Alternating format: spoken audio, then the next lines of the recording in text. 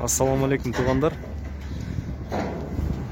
Қарақол шаарында Кыдыр аке көчөсүндө жаңарык магазин жанында ушундай темир алган разбордо зилдин мотору, кабина, кузов, дөңгөлөк, зилге эмне керек болсо ошонун бардыгын табасыздар.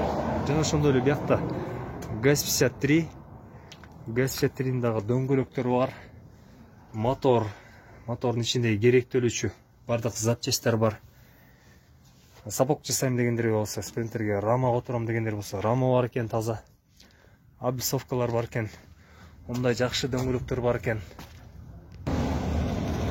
Ушундай состояниедагы облицовка. Жана ушул жерде токтоп турган 3 ГАЗ-53 эмне запчасттары керек болсо айтыңыздар, мына экрандагы номерге кайрылсаңыздар болот. Дөңгөлөктөрү жакшы. Бул ГАЗ-53 баасы келсе толук эле чачпай туруп беребиз дегендей кылып атышат. Кузовдун асты ГАЗ-53ники сынбаптыр, бирок көйнөк жиберип коюптур. Толук обзор кылганда ушундай көрүнөт көрүнүшү. На ходу жүрүп келген аябай жакшы экен. Тың квадрат кабина бар. Вакуум жана башка рессор, дөңгөлөк, кузов, бак, сиденьянын ичинде керектелүүчү шаймандар.